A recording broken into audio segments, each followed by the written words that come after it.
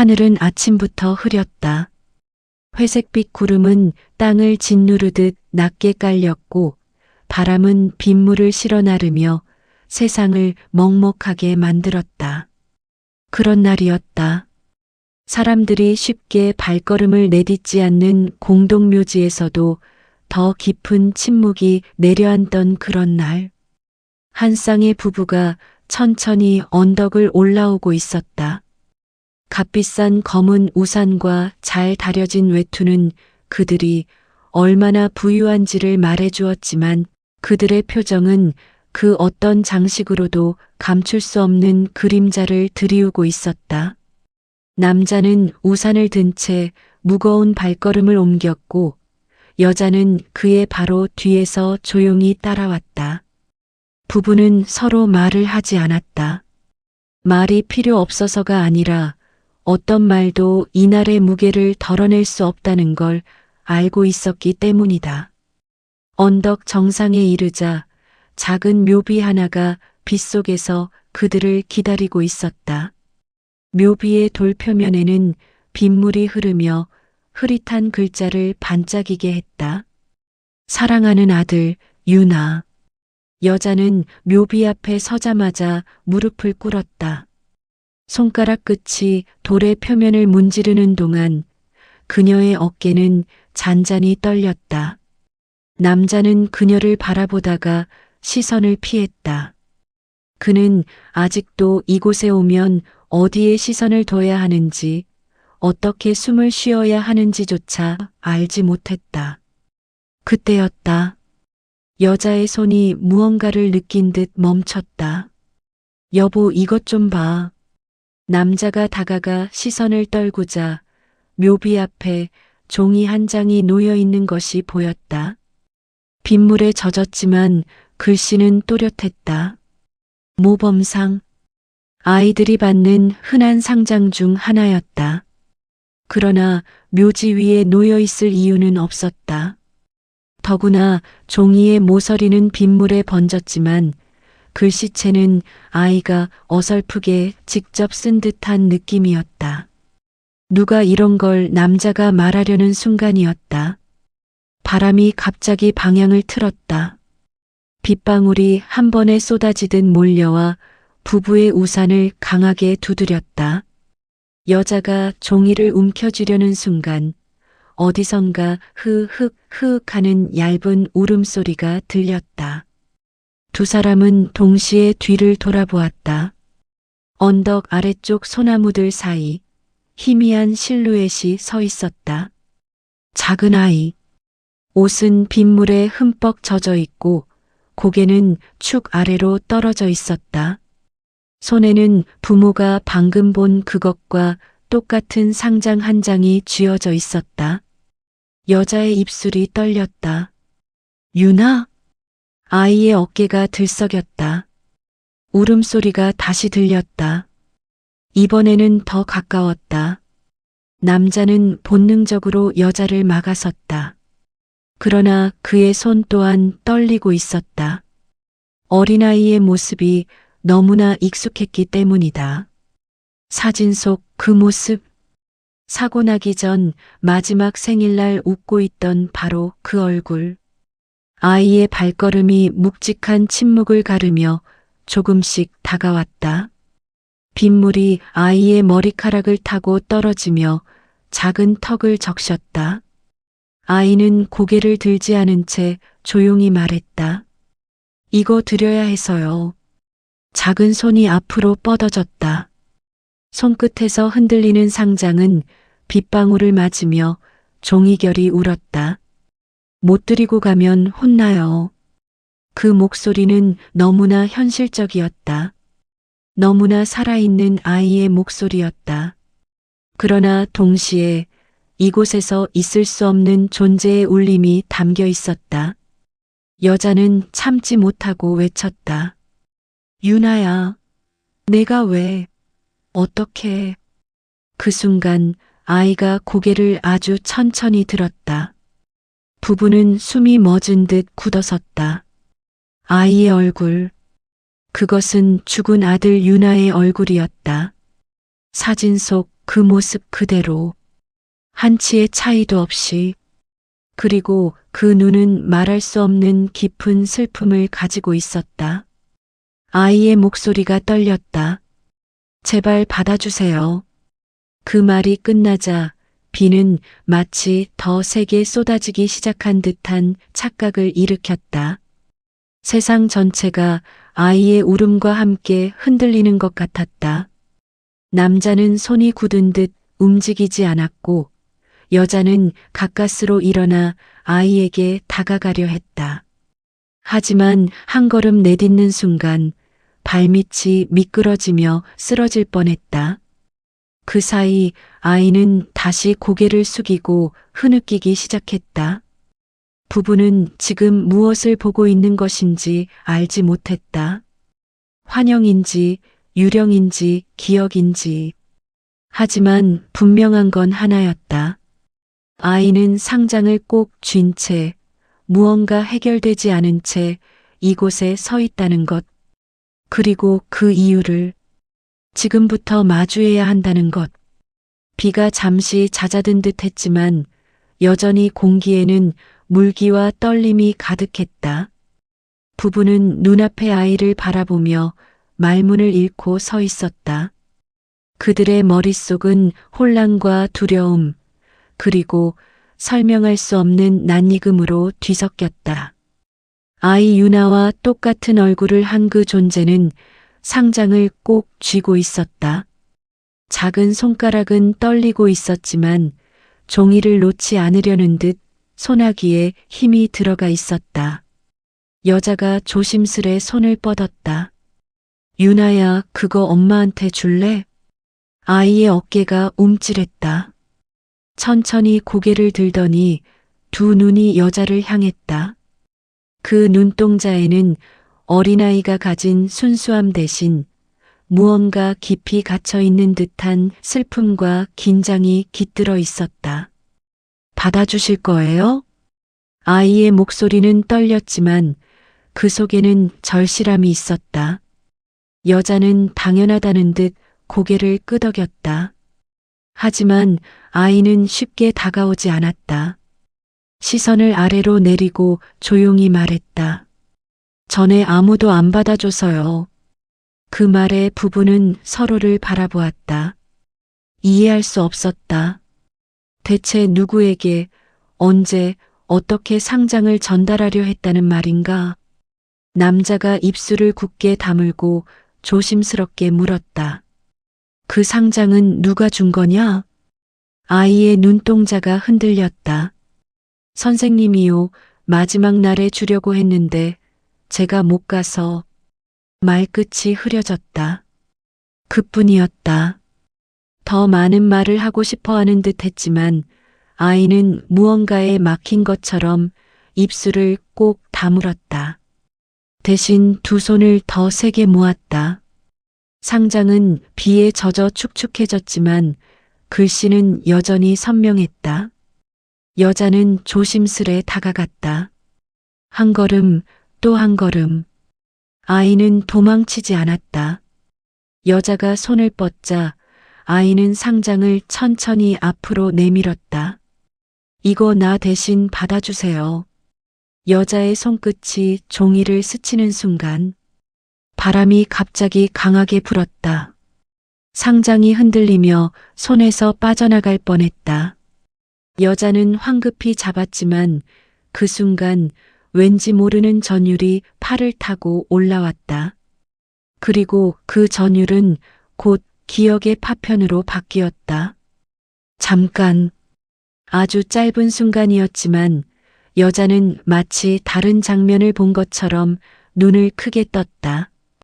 어린 유나가 책상 앞에서 상장 연습을 하며 웃고 있는 모습. 엄마, 나 이거 받으면 제일 먼저 엄마한테 줄 거야. 그날 바쁜 일정으로 아이의 말을 대충 넘겼던 자신. 여자의 눈이 붉어졌다. 유나야, 미안해. 그때 엄마가. 하지만 아이는 그 말을 끈 듯 고개를 저었다. 엄마 잘못 아니에요. 놀랍게도 아이의 표정은 담담했다. 아니, 담담하려고 애쓰는 얼굴이었다. 그러다 아이의 시선이 남쪽 언덕 방향으로 향했다. 근데 아직 하나가 더 있어요. 남자가 찡그렸다. 뭐가 더 있다는 거지? 아이의 입술이 조금 떨렸다. 선생님이 준 거 말고 아빠가 주려고 했던 거요. 남자의 얼굴이 굳어졌다. 심장이 순간 멈춘 듯한 감각이 가슴을 때렸다. 그는 아무 말도 하지 못했다. 여자가 놀란 얼굴로 그를 돌아봤다. 여보, 무슨 말이야? 당신이 무슨 상장을? 남자는 입을 열려다 다시 다물었다. 말할 수 없었다. 아니, 말할 자격이 없다고 느꼈다. 아이의 목소리가 잔잔히 울렸다. 아빠, 그날 저 기다렸어요. 남자는 숨을 들이켰다. 비가 다시 굵어지는 소리가 들렸다. 아니, 그건 빗소리가 아니라 자신의 심장이 문지르는 소리 같았다. 그 상장 왜 안 주셨어요? 그 질문은 날카롭게 그리고 깊게 남자의 가슴을 찔렀다. 여자가 경악한 눈으로 남자를 보았다. 여보, 당신 아이한테 말도 안 한 게 있었던 거야? 남자는 대답하지 못했다. 입술은 떨렸고 손등의 청맥이 짙게 드러났다. 아이는 고개를 조금 든 채 덧붙였다. 아빠가 오기로 했는데 안 왔어요. 그 말 한 줄이 오래도록 잠겨있던 어두운 기억을 단번에 끄집어냈다. 남자는 결국 고개를 숙였다. 미안하다. 아이의 얼굴에는 원망도 화도 없었다. 다만 깊고 오래된 슬픔만이 남아있었다. 괜찮아요. 그러려고 온 건 아니니까요. 그리고 아이는 묘비 쪽을 향해 천천히 걸었다. 아까보다 더 천천히. 발자국마다 빗물이 고여 작은 웅덩이가 생겼다. 묘비 앞에서 아이는 멈췄다. 그리고 두 손으로 작은 상장을 가슴에 안았다. 근데 이제 정말 시간이 얼마 안 남았어요. 부부는 동시에 아이에게 다가섰다. 시간? 무슨 시간 말이야? 아이의 눈동자는 어두운 하늘을 향했다. 이제 곧 문이 닫혀요. 남자의 심장이 크게 뛰었다. 무슨 문? 아이의 대답은 들릴 듯 말 듯 빗속으로 흩어졌다. 제가 돌아가야 하는 문이요. 그 말이 끝나자마자 갑작스런 천둥 소리가 언덕을 울렸다. 그리고 아이의 몸이 아주 희미하게 빛나기 시작했다. 아침이 완전히 밝기 전에 숲은 짙은 안개로 잠겨 있었다. 지민은 꿈에서 막 빠져나온 사람처럼 어지러운 머리를 쓸어 넘기며 산속으로 향했다. 어젯밤 아이가 남긴 이야기들이 자꾸 귓가에서 메아리 쳤다. 우리 아빠는 나를 다시 태어나게 하고 싶어 해. 그 말이 의미하는 바를 곱씹을수록 지민의 발걸음은 이상하게 무거워졌다. 단순한 그리움일까? 아니면 돌아오지 못한 아이를 되돌리려는 어떤 극단적인 집착일까? 그러나 지민은 그 어떤 결론도 내리지 못한 채 산길로 접어들었다. 길은 전날보다도 더 어두워 보였다. 나무들의 가지는 서로의 그림자를 끌어안듯 뒤엉켜 있었고 축축한 공기는 폐 속으로 스며들 때마다 묵직하게 차올랐다. 손전등의 빛이 장가지 사이로 비칠 때마다 작은 울음소리 같은 바람소리가 따라왔다. 숲 그 자체가 숨을 쉬는 듯한 느낌이었다. 약속 장소에 도착했을 즈음 아이는 이미 기다리고 있었다. 그러나 전날과 조금 달랐다. 웃고 있었지만 웃음이 입가에 오래 머물지 못했다. 눈 밑엔 피곤이 배어 있었고 손끝은 떨리고 있었다. 오늘은 아빠가 집에 있었어. 아이가 작은 목소리로 말했다. 그래, 무슨 일 있었어? 아이의 시선이 흔들렸다. 말하고 싶지 않은 것을 삼키는 듯 했다. 괜찮아. 말하기 싫으면 안 해도 돼. 지민이 부드럽게 말하자 아이는 조금 안심한 듯 고개를 끄덕였다. 그러나 곧 아이는 작은 목소리로 속삭였다.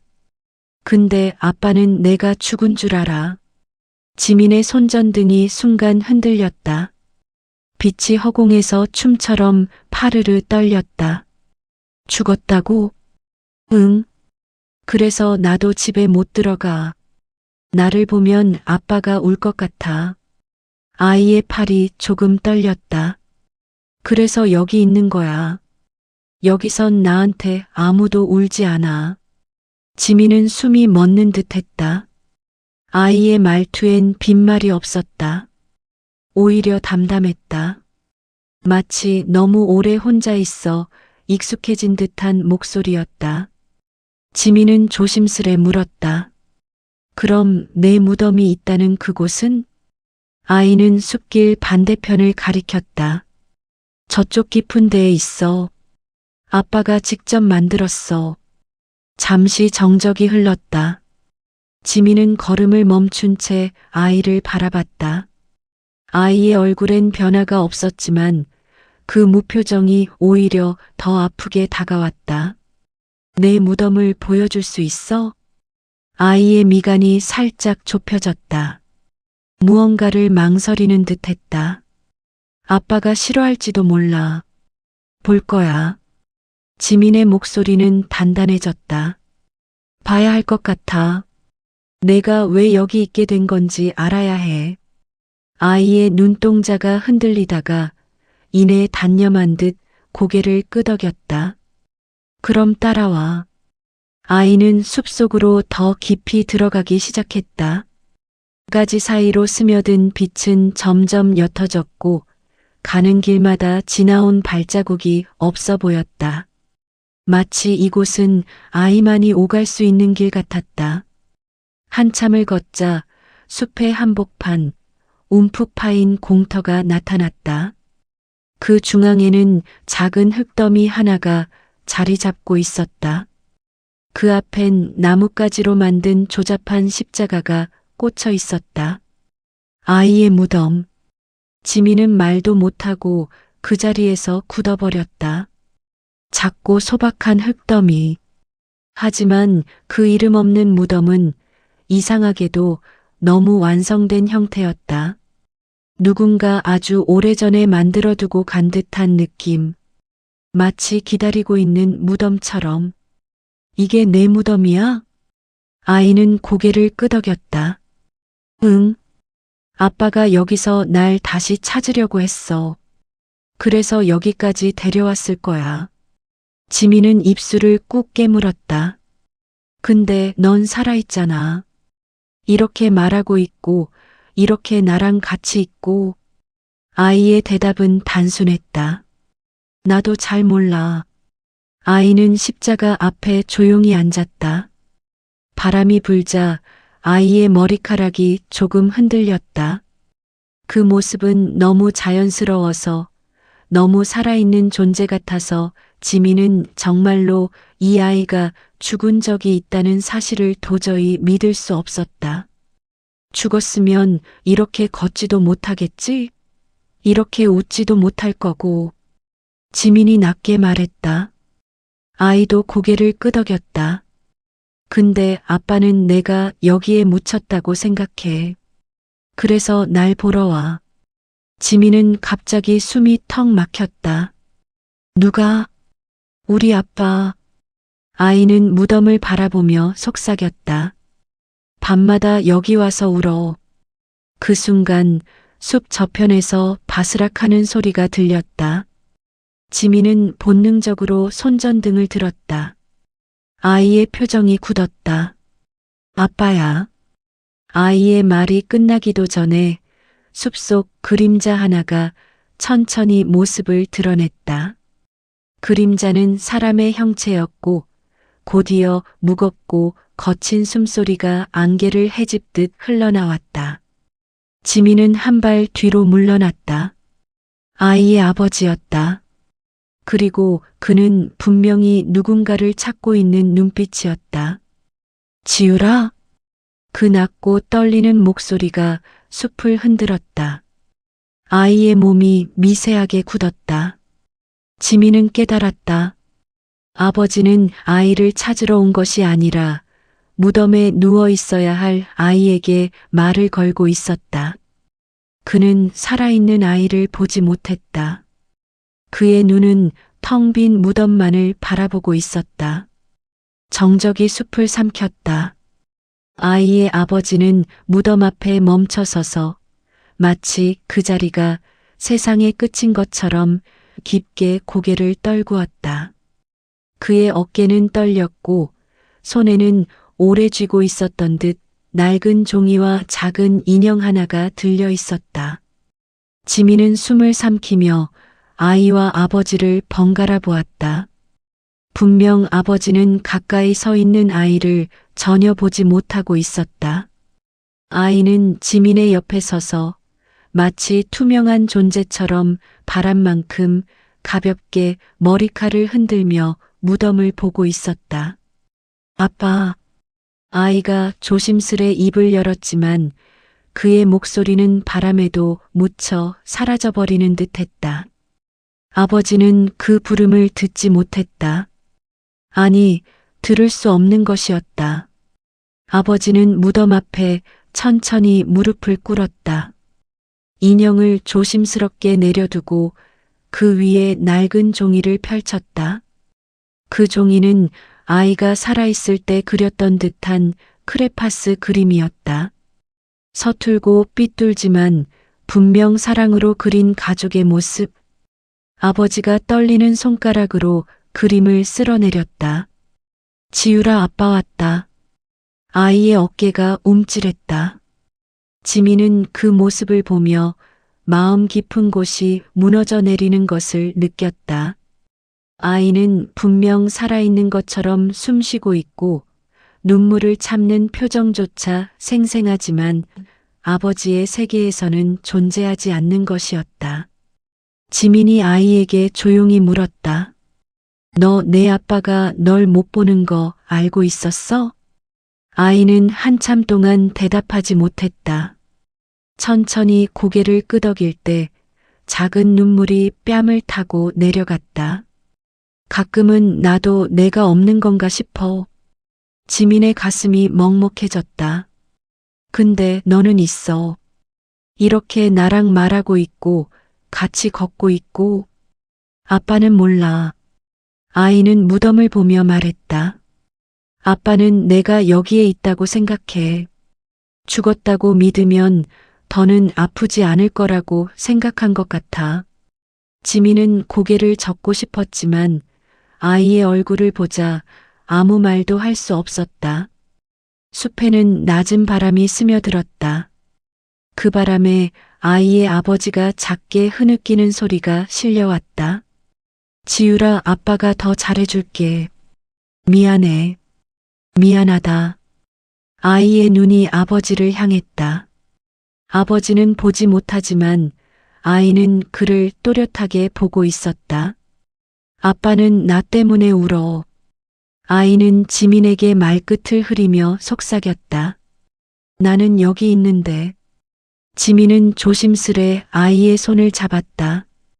아이의 손은 온기가 희미했지만 분명 존재했다. 너 사라지고 싶어? 아이의 눈이 지민을 향해 천천히 돌아왔다. 한동안 아무 말도 하지 않다가 조용히 고개를 가로저었다. 아니, 나는 살고 싶어. 그 순간 멀찍이서 갑자기 큰 바스락 소리가 들렸다. 숲의 그림자가 뒤틀리듯 움직였다. 아버지는 놀라 뒤를 돌아보았지만 아이의 모습은 보이지 않았다. 대신 어둠 속에서 누군가의 발소리가 천천히 다가오는 듯했다. 지민은 본능적으로 아이의 손을 더 꽉 잡았다. 지우라. 아버지가 낮은 목소리로 중얼거렸다. 또 온 거냐? 그 말은 무언가를 두려워하는 듯한 목소리였다. 지민은 순간적으로 이해했다. 아버지는 이 숲에 다른 무엇이 있다고 믿고 있었다. 그리고 그 무엇이 아이를 데려갔다고 생각하고 있는 듯 했다. 아이도 그 말을 듣고 몸을 굳혔다. 지민 쪽으로 조금 더 바짝 다가왔다. 아빠는 나 말고 다른 걸 봐. 아이가 떨리는 목소리로 말했다. 지민의 심장이 두근거렸다. 뭘 보는 건데? 아이는 대답하지 않았다. 대신 숲 저편을 응시했다. 그곳은 바람이 스치는 소리조차 멈춘 듯 했다.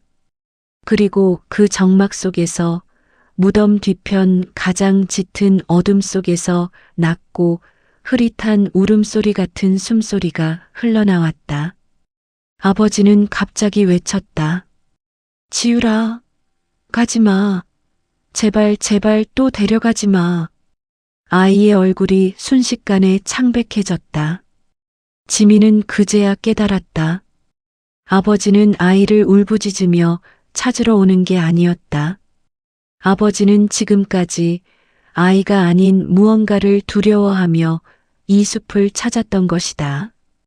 그리고 그 존재는 이 무덤 주변에서 여전히 살아 움직이고 있었다. 숲은 더 이상 숲이 아니었다. 기척 하나에도 공기가 일렁였고 나무 사이의 어둠은 살아있는 것처럼 꿈틀거렸다.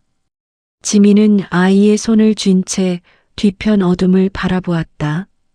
아버지가 두려워하는 존재가 무엇인지 가늠할 수 없었지만 분명 이 숲엔 아이의 죽음과 얽힌 무언가가 있었다. 아버지는 무덤 앞에서 허공을 향해 손을 뻗으며 울먹였다. 지율아, 아빠가 잘못했어. 그러니까 이제 그만 데려가. 그 말은 통제되지 않은 공포와 죄책감이 뒤섞여 갈라져 있었다. 지민이 아이에게 속삭였다. 아빠가 말하는 그것이 뭔지 너 알아? 아이의 목소리가 작게 떨렸다. 응, 알아. 지민은 숨을 삼켰다. 그게 너하고 무슨 관련이 있어? 아이는 고개를 숙이며 조용히 말했다. 나를 데리고 가려고 했던 것. 그 말이 떨어지는 순간 지민은 등골을 타고 서늘함이 치솟는 걸 느꼈다. 근데 난 안 갔어. 아이는 지민의 손을 더 꽉 잡았다. 여기에 있었어. 아빠 곁에. 어딘가에서 쓱 하고 나뭇가지 하나가 스스로 부러지는 듯한 소리가 났다. 아버지는 그 소리에 벌떡 일어나 뒤를 돌아봤다. 그의 시선은 지민과 아이가 서 있는 방향을 정확히 지나쳤다. 그 눈은 두려움으로 크게 열려 있었고 마치 어둠에 드리워진 무언가를 본 듯했다. 가지마, 제발. 그는 떨리는 손으로 허공을 밀어내듯 뻗었다. 그 손끝이 정확히 아이의 머리 높이를 지나갔다. 그러나 아이는 아버지의 손을 못 본 척, 아니 보이지 않는다는 듯 움직이지 않았다. 지민은 아버지가 무엇을 보고 있는지 이해할 수 없었다. 그래서 조심스레 물었다. 지율아, 내 아빠는 지금 뭘 보고 있어? 아이는 대답하지 않았다. 한참 침묵 끝에 입술을 떼었다. 나를. 지민은 몸이 굳어버렸다. 근데 나 말고도. 아이가 덧붙였다. 그 말은 끝까지 이어지지 못했다. 왜냐하면 숲 저편에서 무언가가 움직이고 있었기 때문이다. 나무들 사이의 어둠이 조금씩 모여 한 덩어리처럼 형체를 갖추는 듯했다. 바람도 불지 않았는데 그림자는 흔들리고 있었다. 지민은 그 소리에 뒤돌아봤다. 처음에는 단순한 착각처럼 보였다. 그러나 곧 눈이 어둠에 적응하자 그 형태는 분명해졌다. 사람처럼 보였다. 하지만 사람이라고 말하기엔 너무 길고 너무 휘어져 있었다. 목과 어깨의 각도가 비정상적으로 꺾여 있었고 움직임은 마치 땅을 기어가는 짐승 같았다. 아버지는 공포에 질린 얼굴로 그 존재를 바라보고 있었다.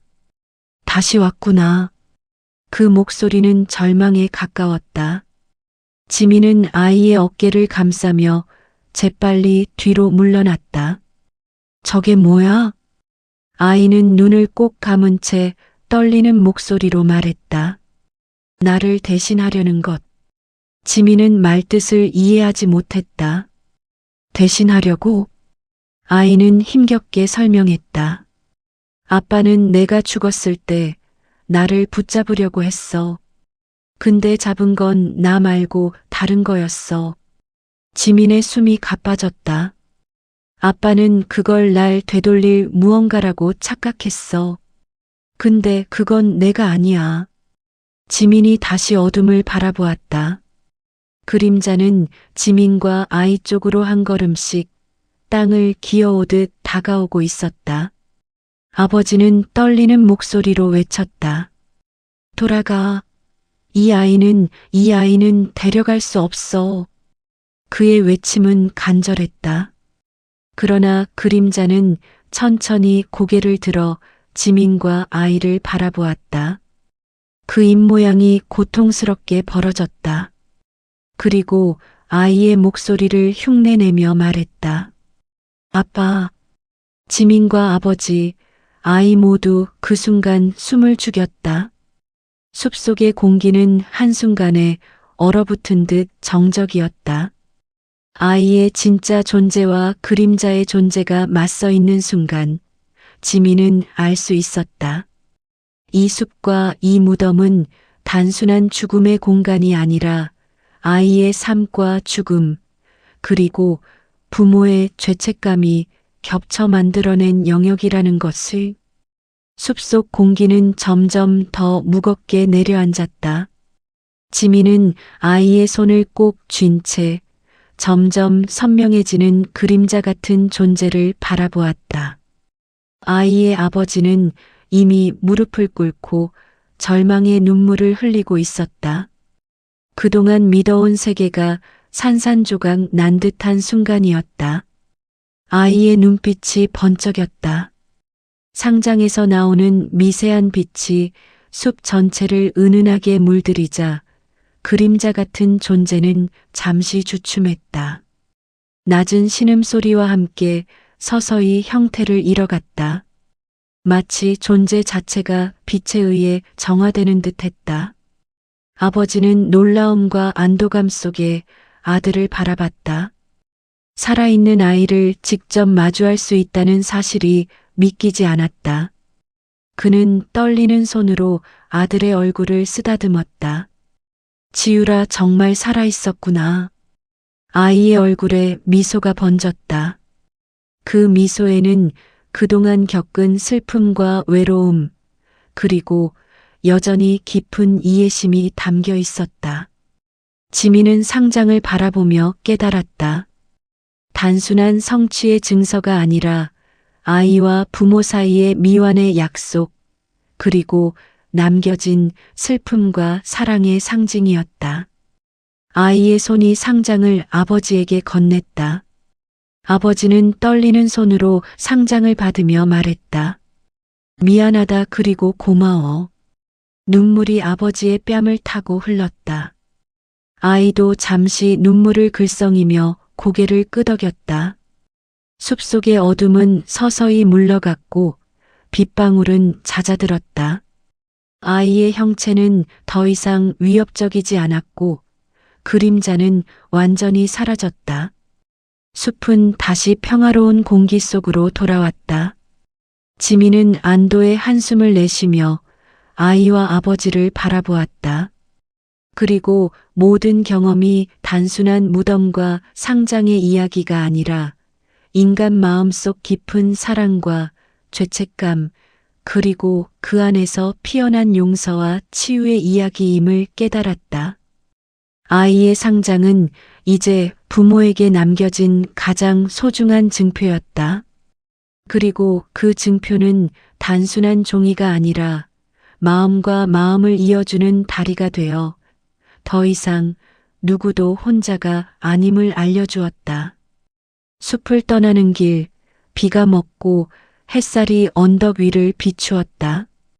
아이는 부모와 지민 사이에서 천천히 걸음을 옮겼다. 세 사람의 그림자가 길게 늘어지며 새로운 날의 시작을 알렸다.